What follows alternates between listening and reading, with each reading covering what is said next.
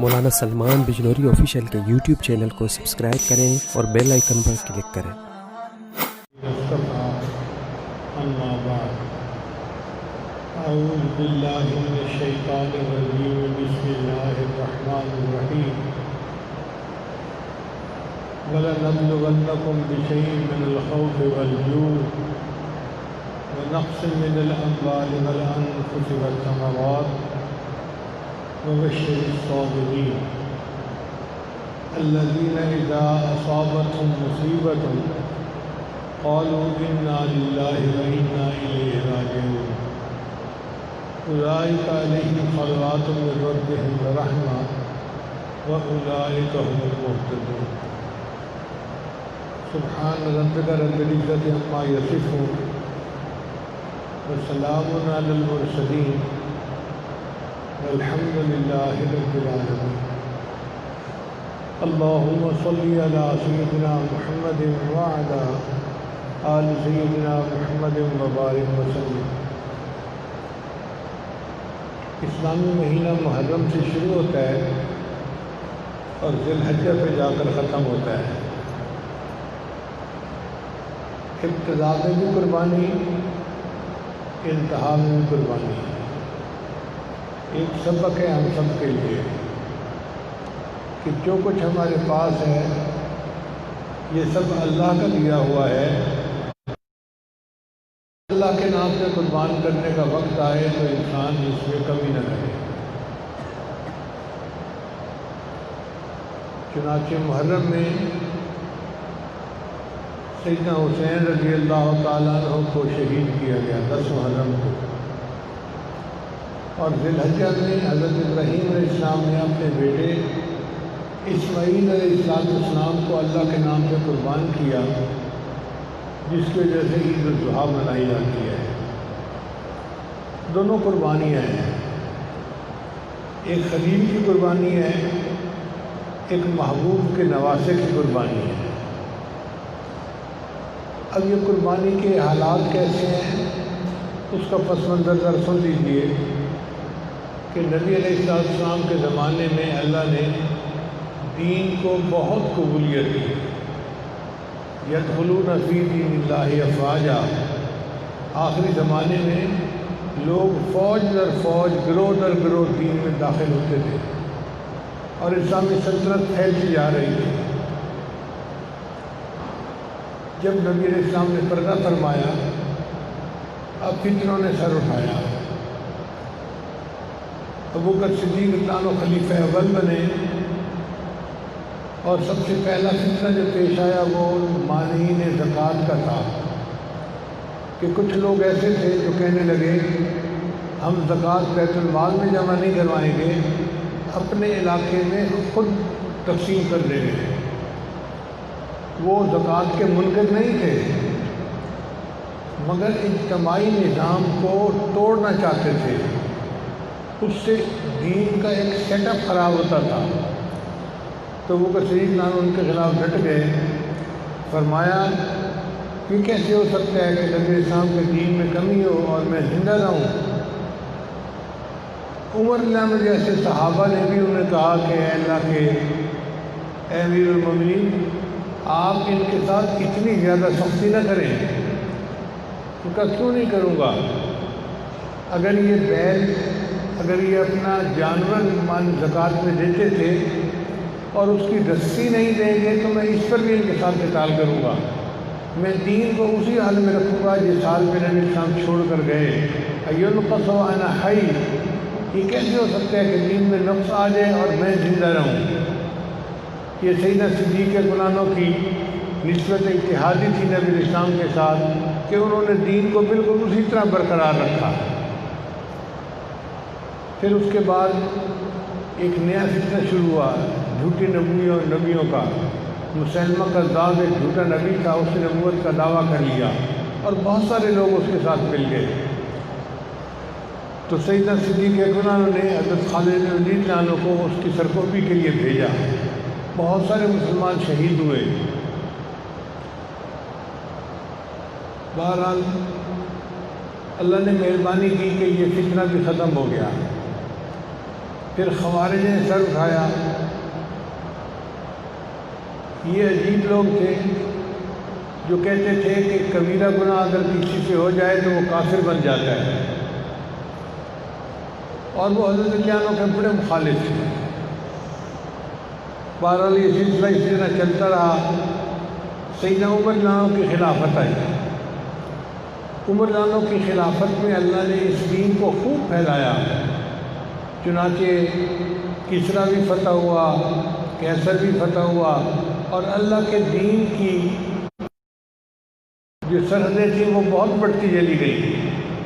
علامہ اقبال نے کہا تھمتا نہ تھا کسی سے سیل رواں ہمارا، جدھر جاتے تھے فتح قدم چومتی تھی. حضرت عمر عنہ کی خلافت کا زمانہ بہت پرسکون، پرامن اور بہت دین کی یعنی وسعت کا گزرا ہے. پھر اس کے بعد سیدنا عثمان غنی رضی اللہ عنہ خلیفہ بنے. یہ تیسرے خلیفہ راشد تھے. ان کے زمانے میں فتوحات اسی طرح جاری رہی. افریقہ فتح ہوا اور کہاں تک اسلامی سرحدیں پھیلتی چلی گئی. اللہ نے اسلام کو بڑی شان و شوکت عطا فرمائی.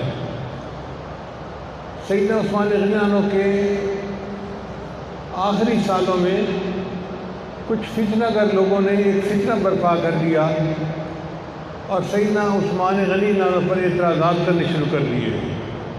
ایسے اعتراض جن کے پیچھے حقیقت نہیں تھی، بس غلط فہمیاں تھیں. بہرحال یہ فتنہ اتنا بڑھا کہ سیدنا عثمان غنی عنہ کو شہید کر دیا گیا. اس کے بعد حضرت علی عنہ خلیفہ بنے، مگر حضرت علی عنہ کا پورا دور خلافت جو تھا وہ جنگوں کی نظر رہا. ایک طرف حضرت علی عنہ تھے اور دوسری طرف سیدنا امیر معاویہ رضی اللہ عنہ تھے. سیدنا امیر معاویہ رضی اللہ عنہ کا موقف یہ تھا کہ پہلے قاتلین عثمان کو سزا دی جائے پھر آپ خلیفہ بنے. حضرت علی عنہ فرماتے تھے کہ مجھے اپنے قدم جمانے دو، پھر میں ان سے حساب لے لوں گا بعد میں. تو بہرحال یہ اختلاف بڑھا. حدیث مبارکہ میں نبی الاسلام نے فئتین عظیمتین، دو بڑے گروہ ہوں گے جن کے درمیان جنگ ہوگی، اس کی آپ صلی اللہ علیہ وسلم نے پہلے سے بشارت عطا فرما دی تھی. تو دونوں طرف چونکہ صحابہ تھے تو نبی الاسلام نے ان کو فئتین عظیمتین کا لفظ فرمایا. یہ نبی الاسلام کے الفاظ ہیں. بہرحال پھر ایک وقت آیا کہ حضرت علی عنہ بھی شہید کر دیے گئے. اس کے بعد سیدنا حسن رضی اللہ تعالیٰ عنہ نے اپنی خلافت کا حق جو تھا وہ حضرت امیر معاویہ رضی اللہ عنہ کو دے دیا. یہ ان کی قربانی بہت بڑی تھی، اور امن کے لیے اتنی قربانی دینا یہ ایک مثال ہے شریعت کے اندر. سیدنا امیر معاویہ رضی اللہ تعالیٰ نے 20 سال حکومت کی. بہت مدبر تھے، سمجھدار تھے، اور اللہ نے ان سے وسعت کا کام لیا. حضرت عمر رضی اللہ عنہ کے زمانے میں جو دین کو وسعت مل رہی تھی وہ سیدنا امیر معاویہ کے زمانے میں بھی اسی طرح جاری رہی. انہوں نے 20 سال حکومت کی. جب 10 سال گزرے تو ایک صحابی تھے حضرت مغیرہ بن شعبہ رضی اللہ تعالیٰ عنہ. یہ بڑے جلیل القدر صحابی ہیں جنہوں نے درخت کے نیچے بیعت رضوان کی تھی. لقد رضی اللہ عن المؤمنین اذ یبایعونک تحت الشجرہ. انہوں نے وہ شجرہ والی بیعت کی ہوئی تھی. تو انہوں نے سیدنا امیر معاویہ رضی اللہ عنہ کو آ کر ایک بات کہی کہ آپس میں خلافت کے عنوان پہ جو تنازع تھا اس میں 1 لاکھ مسلمان شہید ہوئے، اور بڑی مشکل سے یہ معاملہ ٹلا ہے، اور اب پھر دین اسلام کو وسعت مل رہی ہے اور امن و امان کا سلسلہ ہے. میرا جی چاہتا ہے کہ آپ اپنی زندگی میں اپنا کوئی ولی عہد مقرر کر دیں تاکہ آپ کے بعد دوبارہ یہ فتنہ نہ کھڑا ہو جائے. اب مشورہ دینے والے نے اخلاص کے ساتھ مشورہ دیا تو سیدنا امیر معاویہ رضی اللہ عنہ نے دیکھا کہ کس کو نائب بنانا چاہیے، ان کو جتنے لوگ موجود تھے ان میں سب سے زیادہ بہتر اپنا بیٹا نظر آیا، یزید اس کا نام تھا۔ چنانچہ انہوں نے 10 سال کے بعد یزید کو اپنا ولی عہد متعین کر دیا اور اس پر لوگوں نے ان سے بیعت کر لی۔ جتنے مسلمان تھے سب نے بیعت کی سوائے 5 حضرات کے۔ یہ 5 حضرات نمایاں حضرات تھے، عالم حضرات تھے، بڑے شان رکھنے والے حضرات تھے۔ ان میں سے ایک سیدنا حسین رضی اللہ تعالیٰ عنہ نبی علیہ السلام کے نواسے تھے اور جنت کے سردار تھے، جنت کے نوجوانوں کے سردار تھے، اور ان کی شان بڑی تھی اور ان کو اللہ نے نبی علیہ السلام سے نسبت اتحادی عطا فرمائی تھی۔ ایک انہوں نے بیعت نہیں کی۔ ایک ابو بکر صدیق عنہ کے بیٹے عبد الرحمن بن ابی بکر، وہ بھی جو کہ صدیقی نسبت تھی، ان کو بھی اللہ تعالیٰ نے بڑا علم دیا تھا، انہوں نے بھی بیعت نہیں کی۔ اور تیسرا عبداللہ ابن عباس رضی اللہ تعالیٰ عنہ، یہ امام المفسرین بھی تھے اور نبی علیہ السلام کے بہت قریبی رشتہ دار تھے، انہوں نے بھی بیعت نہیں کی۔ ایک عبداللہ ابن عمر رضی اللہ تعالیٰ عنہ، یہ امام المحدثین تھے، حضرت عمر رضی اللہ عنہ کے بیٹے تھے اور ان کی علم کی نسبت بہت اونچی تھی، بہت بلند تھی، یہ بڑے علماء صحابہ میں سے سمجھے جاتے تھے۔ اور 5ویں تھے عبداللہ ابن زبیر رضی اللہ تعالیٰ عنہ، یہ سیدنا صدیق رضی اللہ عنہ کے نواسے تھے، زبیر رضی اللہ عنہ کے بیٹے تھے۔ اللہ نے علم میں ان کو بھی اونچا مقام عطا فرمایا تھا، تو ان 5 حضرات نے بیعت نہیں کی۔ اب اللہ کی شان دیکھیے کہ وقت کے ساتھ عبد الرحمن بن ابی بکر فوت ہو گئے، تو باقی 4 حضرات رہ گئے۔ ایک سیدنا حسین رضی اللہ عنہ، دوسرا سیدنا عبداللہ ابن زبیر رضی اللہ عنہ، تیسرا عبداللہ ابن عمر اور عبداللہ ابن عباس رضی اللہ عنہ۔ ان 4 میں سے 2 حضرات نے یہ فیصلہ کیا کہ ہمیں بیعت کر کے اجتماعیت کو مضبوط کر دینا چاہیے۔ چنانچہ عبداللہ ابن عمر رضی اللہ عنہ نے اور عبداللہ ابن عباس رضی اللہ عنہ نے اس کے ہاتھ پر بیعت کر لی۔ اب باقی 2 حضرات بچ گئے، ایک سیدنا حسین رضی اللہ تعالیٰ عنہ اور دوسرا عبداللہ ابن زبیر رضی اللہ عنہ۔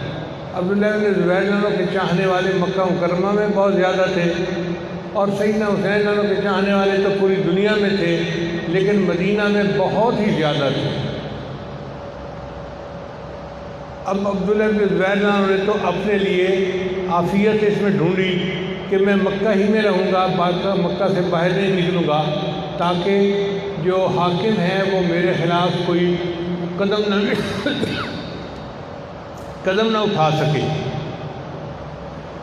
اور انہوں نے سیدنا حسین رضی اللہ عنہ کو بھی یہی مشورہ دیا کہ آپ جائیں اور جا کے مدینہ طیبہ کے اندر رہیں، آپ کے جانثار لوگ موجود ہیں، آپ کو وہاں کوئی ہاتھ بھی نہیں لگا سکتا، آپ اپنی آرام کی زندگی گزاریں گے۔ مگر سیدنا حسین رضی اللہ عنہ کا معاملہ اور تھا، ان کو کوفہ کے تقریباً 10-12 ہزار لوگوں کے خطوط ملے، جس میں لوگوں نے کہا کہ جی آپ کوفہ آئیں، ہم آپ کے ہاتھ پر بیعت کرنے کے لیے تیار ہیں۔ اب سیدنا حسین رضی اللہ عنہ کے سامنے اتنے ہزاروں لوگوں کے خط تھے جس میں کہ مجھے ان لوگوں سے بیعت لے لینی چاہیے۔ اس کے لیے انہوں نے مسلم بن عقیل رضی اللہ عنہ کو بھیجا کہ آپ کوفہ جائیں اور جا کے وہاں کے حالات معلوم کریں۔ چنانچہ مسلم بن عقیل جب کوفہ آئے تو کوفہ والوں نے ان کا بڑا استقبال کیا، انہوں نے جوش و خروش دیکھا، کوفہ والوں کے حالات کو دیکھا، تو انہوں نے سیدنا حسین رضی اللہ عنہ کو خط لکھا کہ جی آپ تشریف لائیے، لوگ آپ کے ہاتھ پر بیعت کرنے کے لیے تڑپ رہے ہیں اور اس وقت بہت ضروری ہے آپ کا آنا۔ جب حاکم وقت کو پتہ چلا کہ کوفہ کے لوگ تو سیدنا حسین سے بیعت کرنا چاہتے ہیں، تو اس نے کوفہ کے حاکم کو بدل دیا، ابن زیاد کو کوفہ کا گورنر بنا دیا۔ اب یہ ابن زیاد بڑا سخت طبیعت کا آدمی تھا، اس نے آ کر تقریریں کی اور لوگوں کو ڈرایا دھمکایا کہ تم اگر حاکم وقت کی بات نہیں مانو گے، تمہارے ساتھ سختی کریں گے، یہ کریں گے، یہ کریں گے، اور لوگ سہم گئے۔ چنانچہ لوگوں نے اپنی رائے بدل لی۔ اب جب لوگوں کی رائے بدلتی نظر آئی تو تو جو نمائندے بھیجے تھے مسلم بن عقیل رضی اللہ عنہ، انہوں نے چاہا کہ میں خط لکھ کر سیدنا حسین رضی اللہ عنہ کو حالات کا اطلاع دے دیتا ہوں، مگر انہوں نے جس گھر میں پناہ لی وہاں ان کو شہید کر دیا گیا، اور وہ دوسرا خط نہیں لکھ سکے بتانے کے لیے کہ اب حالات وہ نہیں رہے جو پہلے تھے۔ ادھر سیدنا حسین رضی اللہ عنہ نے ارادہ کر لیا کہ میں کوفہ چلتا ہوں۔ بعض صحابہ نے ان کو منع بھی کیا کہ آپ اگر جانا چاہ رہے ہیں تو اپنے ساتھ لشکر لے کر جائیں۔ انہوں نے کہا نہیں، اللہ میری معافذ کافی ہے، اور اگر اللہ کو منظور ہے میرا شہید ہو جانا تو میں شہید ہونے کے لیے تیار ہوں۔ موت سے تو وہ لوگ ڈرتے نہیں تھے، ان کے دل میں اللہ تعالیٰ کی محبت ایسی تھی کہ وہ ترستے تھے کہ ہمیں شہادت کا رتبہ نصیب ہو جائے۔ چنانچہ وہ اپنے کنبے کو لے کر، خاندان کی عورتوں مردوں کو لے کر وہاں سے نکلے۔ جب کوفہ کے قریب پہنچے تو ابن زیاد نے ایک شخص تھا، اس کا نام تھا شمر، وہ بہت ہی شقی القلب بندہ تھا، اس کو بھیجا اور اس کو کہا کہ جا کے تم ان سے بیعت لو اور اس قصے کو ختم کرو تاکہ یہ معاملہ ختم ہو جائے۔ جب باقی سارے لوگ مجھ سے بیعت کر چکے ہیں تو پھر صرف یہ 100 بندے ہیں گھر کے، تو اس گھرانے کو بھی بیعت پہ آمادہ کر لیا جائے۔ چنانچہ وہ ہزاروں کا لشکر لے کر آیا اور ایک گھرانے کے تقریباً 100 کے قریب بندے ایک جگہ پر خیمہ لگائے ہوئے تھے، خیمے کا گھیرا کر لیا، اور اس کے بعد انہوں نے ان کے کھانا پینا سامان جو پانی تھا وہ بھی بند کر دیا۔ یہ محاصرہ کئی دن جاری رہا۔ سیدنا حسین جناب نے 3 شرطیں پیش کی۔ فرمایا ایک شرط تو یہ ہے کہ مجھے یزید کو خود ملنے دیا جائے۔ اس نے کہا ملنے دیا جائے گا، پہلے بیعت کریں بعد میں ملاقات ہوگی۔ انہوں نے فرمایا بیعت کا ہی تو مسئلہ ہے، اگر بیعت کر لی تو پیچھے تو پھر جھگڑا ہی کوئی نہ رہا۔ اس نے کہا نہیں، یہ شرط نہیں میں مانتا۔ ان کا اچھا دوسری شرط یہ ہے کہ مجھے شام جانے دیا جائے، سرحد پار جانے دیا جائے۔ اس نے کہا نہیں، ہم وہاں بھی نہیں جانے دیتے۔ تیسری شرط رکھی کہ اچھا مجھے مدینہ واپس جانے دیا جائے۔ اس نے کہا نہیں، میں مدینہ بھی واپس نہیں جانے دیتا۔ تینوں شرطیں نہیں مانی۔ ایک کہ آپ اس کے لیے اس کی بیعت کریں میرے ہاتھ پر، اور پھر آپ ان کے ساتھ جا کر ملیں۔ سیدنا حسین رضی اللہ عنہ تو عزم و استقامت کے پہاڑ تھے، ان کا یہ نہیں ہو سکتا کہ کسی کے پریشر میں آ کے، کسی کے دباؤ میں آ کے میں حق سے ہٹ جاؤں۔ مجھے جتنا مرضی تم پریشرائز کرو گے، میں میں اللہ کے دین کے لیے ڈٹا رہوں گا۔ اگر اس میں میری جان جاتی ہے، میرا پورا کنبہ قربان ہو جاتا ہے تو میں اس کے لیے تیار ہوں۔ حالات کے قدموں میں قلندر نہیں گرتا، حالات کے قدموں میں قلندر نہیں گرتا، ٹوٹے جو ستارہ تو زمین پر نہیں گرتا۔ گرتے ہیں سمندر میں بڑے شوق سے دریا، لیکن کسی دریا میں سمندر نہیں گرتا۔ یہ نہیں ہو سکتا کہ میں بیعت کر لوں پریشر میں آ کے اور اپنے بات کے موقف سے پیچھے ہٹ جاؤں، میں ہرگز نہیں ہٹوں گا۔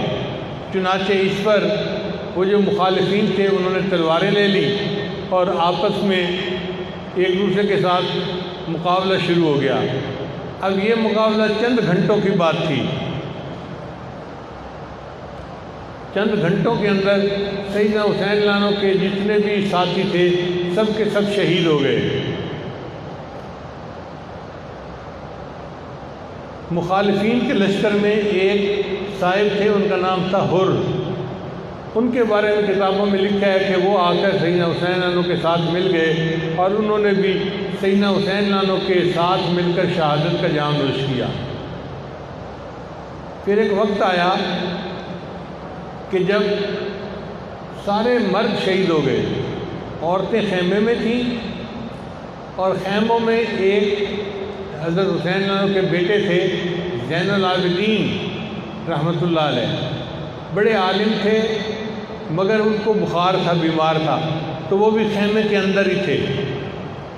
باقی سارے مرد شہید ہو گئے۔ ایک وقت آیا کہ سیدنا حسین رضی اللہ عنہ اکیلے رہ گئے، تو تو سیدنا حسین نے خود مقابلہ کیا۔ اب آپ اندازہ لگائیے کہ چاروں طرف سے مخالفین نے گھیرا کیا ہوا ہے اور ہزاروں کی تعداد میں ہیں، اور یہ اکیلے ہیں اور ان کے ساتھ نمرد آزماں ہیں، اور ان کو موت سے کوئی ڈر نہیں ہے، بلکہ یہ اللہ کے دین کے لیے اپنی جان کا نذرانہ اپنے اللہ کو پیش کر رہے ہیں۔ اتنے میں عصر کی نماز کا وقت آ گیا تو سیدنا حسین نے عصر کی نماز قضا نہیں کی، بلکہ عصر کی نماز پڑھنی شروع کر دی۔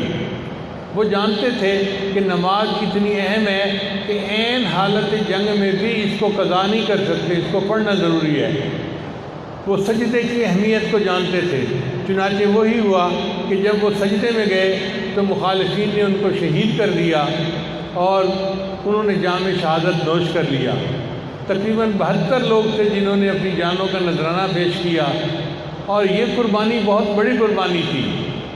ابراہیم خلیل اللہ نے تو ایک بیٹے کی قربانی پیش کی تھی، اور نبی علیہ السلام کے نواسے نے پورے کنبے کی قربانی پیش کی۔ قربانی وہ بھی تھی، قربانی یہ بھی تھی۔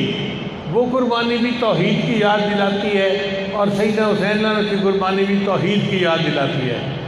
چنانچہ سیدنا حسین کی یہ قربانی تاریخ کا ایک حصہ بن گئی۔ شاعر نے کہا، کتنی خدمت کر گیا وہ جیتے جی اسلام کی، لاج رکھ لی اس نے اپنے نانا جی کے نام کی، دے گیا باطل کی وہ ساری فوجوں کو شکست، کھول کر رکھ دی اسلام کی، اس نے جو کرنا تھا وہ کر ہی گیا دین کے لیے، اس کو پرواہ ہی نہ تھی جیسے کبھی عالم کی، روند ڈالی غیر کی ساری بھیانک ساز، روشنی پھیلا گیا وہ آخری پیغام کی، کربلا میں وہ کھڑا تھا استقامت کا پہاڑ، دھمکیاں ملتی رہیں گرچہ برے انجام کی۔ بہت کوشش کی گئی کہ وہ دباؤ میں آ جائیں، مگر سیدنا حسین رضی اللہ تعالیٰ عنہ تو استقامت کے پہاڑ تھے۔ انہوں نے ثابت کر دیا کہ ہرگز نہیں، جب مومن دین کے لیے قدم اٹھا لیتا ہے تو پھر اپنی جان کا نذرانہ بھی اپنے اللہ کو پیش کر دیتا ہے۔ ہری ہے شاخ تمنا ابھی جلی تو نہیں، دبی ہے آگ جگر کی مگر بجھی تو نہیں، جفا کی تیغ سے گردن وفا شعاروں کی، کٹی ہے برسر میدان مگر جھکی تو نہیں۔ مومن کی گردن کٹ سکتی ہے مگر باطل کے سامنے جھک نہیں سکتی۔ چنانچہ یہ درس تھا جو سیدنا حسین نے اپنی شہادت کے ذریعے اس امت کو دیا۔ حدیث مبارکہ میں آتا ہے کہ شہید کے خون کا پہلا قطرہ جب زمین پر گرتا ہے اللہ تعالیٰ اس کے سارے گناہوں کو معاف فرما دیتے ہیں۔ پھر حدیث مبارکہ میں آتا ہے کہ اللہ تعالیٰ جنتیوں سے جنت میں پوچھیں گے کہ کیا تمہیں کسی اور چیز کی ضرورت ہے؟ تمہیں کوئی چیز جو مزہ دیتی ہو اور نہ تمہارے پاس موجود ہو تو وہ چیز مجھے بتاؤ۔ تو جنتی کہیں گے نہیں یا اللہ، آپ نے جو دیا ہمیں ہر نعمت یہاں موجود ہے، بس ہمیں اور کسی چیز کی ضرورت نہیں ہے۔ مگر شہید اس میں کھڑا ہوگا اور شہید کہے گا کہ یا اللہ، نعمتیں تو ساری یہاں موجود ہیں، لیکن ایک نعمت وہ تھی کہ دنیا میں جب میں نے آپ کے نام پہ اپنی جان قربان کی تھی، جو لطف اور مزہ مجھے اس میں آیا تھا وہ مجھے جنت میں بھی نہیں آ رہا۔ تو میرا دل یہ چاہتا ہے اوہ یا ثم اقتل، مجھے آپ پھر زندہ کر دیں، پھر میں شہید کیا جاؤں، پھر زندہ کر دیں، پھر میں شہید کیا جاؤں۔ تو شہید کو اللہ تعالیٰ ایسی لذت عطا فرماتے ہیں کہ وہ جنت میں بھی تمنا کرے گا کہ مجھے زندہ کیا جاتا اور مجھے دوبارہ شہید کیا جاتا۔ چنانچہ حدیث مبارکہ میں آتا ہے قیامت کے دن اللہ تعالیٰ شہیدوں کو حکم دیں گے کہ شہید میرے عرش کے قریب آ جائیں۔ اگر کسی شہید کے راستے میں حضرت ابراہیم خلیل اللہ بھی کھڑے ہوں گے تو ابراہیم خلیل اللہ راستہ چھوڑیں گے تاکہ وہ شہید اللہ کے عرش کے قریب ہو جائے، اللہ کے عرش کے قریب ہو جائے۔ اللہ تعالیٰ شہید کو اتنا مقام عطا فرمائیں گے۔ اور امام قرطبی رحمۃ اللہ علیہ فرماتے ہیں کہ ہر بندے کی جب موت کا وقت آتا ہے تو ملک الموت اس کی روح کو قبض کرتے ہیں، لیکن جب شہید کی موت کا وقت آتا ہے تو اللہ تعالیٰ فرماتے ہیں ملک الموت کو، ملک الموت یہ میرا عاشق ہے، یہ میرے نام پہ قربان ہو رہا ہے، تو پیچھے ہٹ، اس کی روح کو میں قبض کروں گا۔ چنانچہ شہید کی روح کو اللہ رب العزت خود قبض فرماتے ہیں۔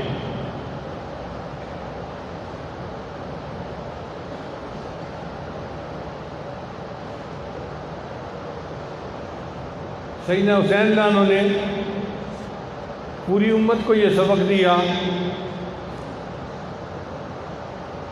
جس کو ایک شاعر نے اشعار میں یوں کہا ہے، تم یوں ہی سمجھنا کہ فنا میرے لیے ہے، تم یوں ہی سمجھنا کہ فنا میرے لیے ہے، پر غیب میں سامان بقا میرے لیے ہے۔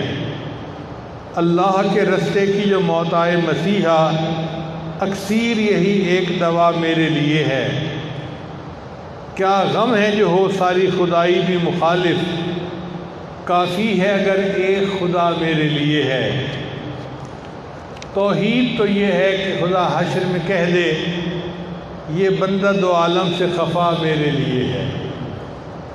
ایک اللہ کے لیے اپنی جان کو قربان کر دینا اور دین کو اپنی جگہ کے اوپر سلامت رکھنا، یہ بہت بڑی کامیابی تھی۔ آج لوگ تقاریر میں رافضی حضرات بہت عجیب و غریب قسم کی حکایتیں سناتے ہیں۔ ان حکایتوں کا راوی کون ہے؟ پوچھا کریں ذرا۔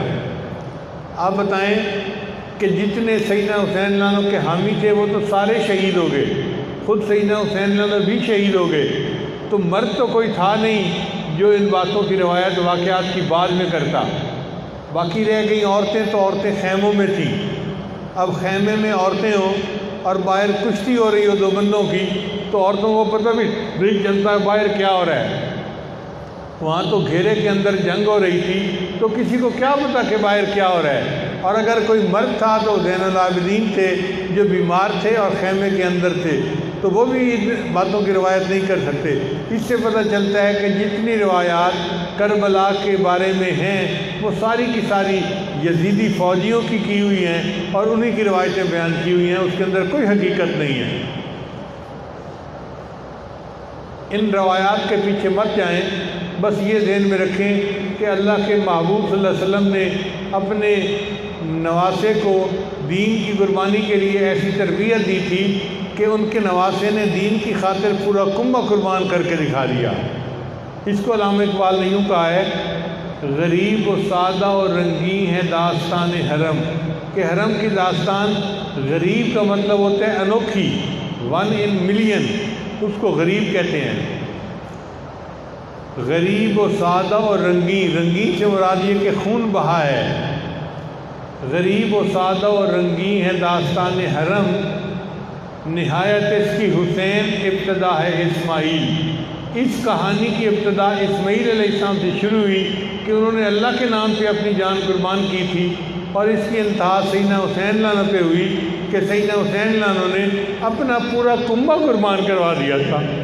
اس میں کوئی شک نہیں کہ سیدنا حسین اللہ عنہ کی قربانی بہت بڑی قربانی ہے۔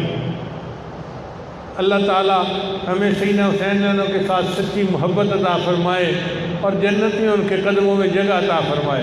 نبی علیہ السلام نے فرمایا الحسین منی وانا من الحسین، یہ نبی علیہ السلام کے ساتھ سچی نسبت اتحادی ہونے کی دلیل ہے ان کے پاس۔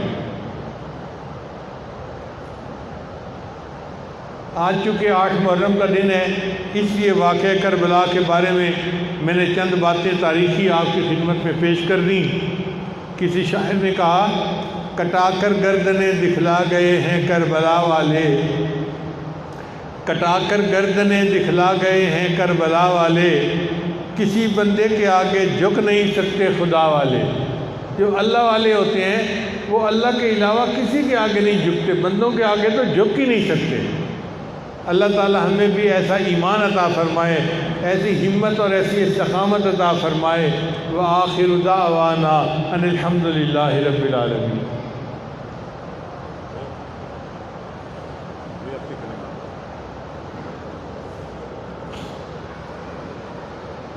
بہت سارے حضرات دور قریب سے بیٹھ کے لیے آئے ہوئے ہیں، یہ آج توبہ کے کلمات پڑھائے گا، آپ سچے دل کے ساتھ پیچھے پیچھے پڑھتے جائیے۔